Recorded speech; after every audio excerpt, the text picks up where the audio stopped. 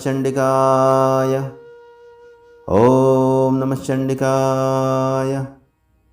अथ दुर्गा सप्तशती 10वां अध्यायः। दुर्गा सप्तशती अध्याय 10 में निशुंभ के वध का वर्णन दिया गया है। दुर्गा सप्तशती के 700 श्लोकों में से इस अध्याय में 32 श्लोक आते हैं। ऋषि कहते हैं, हे राजन, अपने प्राणों के समान प्यारे भाई निशुंभ को मारा गया देख तथा सारी सेना को संहार होता जान शुंभ ने कुपित होकर कहा, दुष्ट दुर्गे, तू बल के अभिमान में आकर झूठ मूठ का घमंड न दिखा। तू बड़ी माननी बनी हुई है, किंतु दूसरी स्त्रियों के बल का सहारा लेकर लड़ती है। देवी बोली, ओ दुष्ट, मैं अकेली ही हूँ। इस संसार में मेरे सिवा दूसरी कौन है? देख, ये मेरी ही विभूतियाँ हैं, अतः मुझ में ही प्रवेश कर रही हैं। तदंतर ब्रह्मानी आदि समस्त देवियाँ अंबिका देवी के शरीर में लीन हो गईं। उस समय केवल अंबिका देवी ही रह गईं। देवी बोली, मैं अपनी ऐश्वर्य शक्ति से अनेक रूपों में यहाँ उपस्थित हुई थी। उन सब रूपों को मैंने समेट लिया। अब अकेली ही युद्ध में खड़ी हूँ, तुम भी स्थिर हो जाओ। ऋषि कहते हैं, तदंतर देवी और शुंभ दोनों में सब देवताओं तथा दानवों के देखते देखते भयंकर युद्ध छिड़ गया। बाणों की वर्षा तथा तीखे शस्त्रों एवं दारुण अस्त्रों के प्रहार के कारण उन दोनों का युद्ध सब लोगों के लिए बड़ा भयानक प्रतीत हुआ। उस समय अंबिका देवी ने जो सैकड़ों दिव्य अस्त्र छोड़े, उससे दैत्यराज शुंभ ने उनके निवारक अस्त्रों द्वारा काट डाला।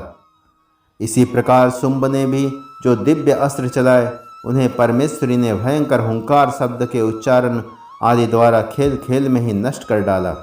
तब उस असुर ने सैकड़ों बाणों से देवी को आच्छादित कर दिया।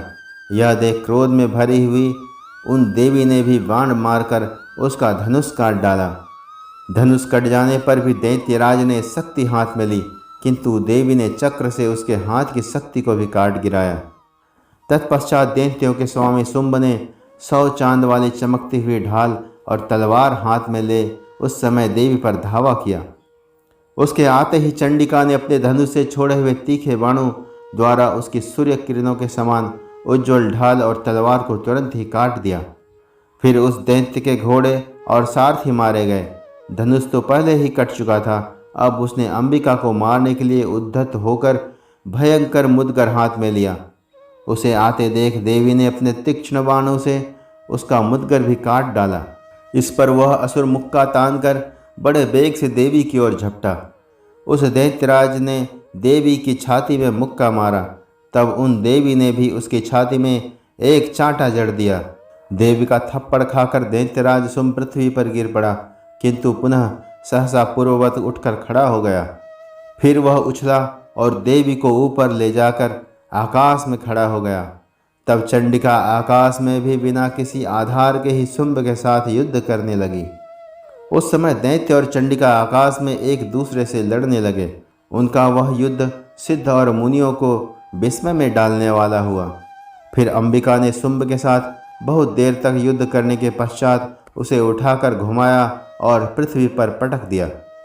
पटके जाने पर पृथ्वी पर आने के बाद वह दुष्टात्मा दैत्य पुनः चंडिका का वध करने के लिए उनकी ओर बड़े वेग से दौड़ा। तब समस्त दैत्यों के राजा शुंभ को अपनी ओर आते देख देवी ने त्रिशूल से उसकी छाती छेद कर उसे पृथ्वी पर गिरा दिया।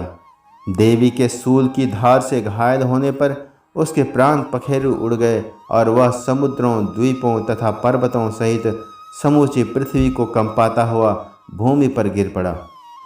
उस दुरात्मा के मारे जाने पर संपूर्ण जगत प्रसन्न एवं पूर्ण स्वस्थ हो गया था तथा आकाश स्वच्छ दिखाई देने लगा। पहले जो उत्पात सूचक मेघ और उल्कापात होते थे, वे सब शांत हो गए तथा उस दैत्य के मारे जाने पर नदियां भी ठीक मार्ग से बहने लगीं। उस समय शुंभ की मृत्यु के बाद संपूर्ण देवताओं का हृदय हर्ष से भर गया और गंधर्वगण मधुर गीत गाने लगे। दूसरे गंधर्व बाजे बजाने लगे और अप्सराएं नाचने लगी। पवित्र वायु बहने लगी। सूर्य की प्रभा उत्तम हो गई। अग्निशाला की बुझी हुई आग अपने आप प्रज्वलित हो उठी तथा संपूर्ण दिशाओं के भयंकर शब्द शांत हो गए।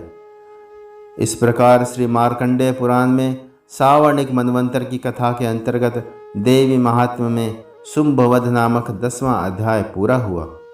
ओम नमः चंडिकाय। ओम नमः चंडिकाय। ओम नमः चंडिकाय।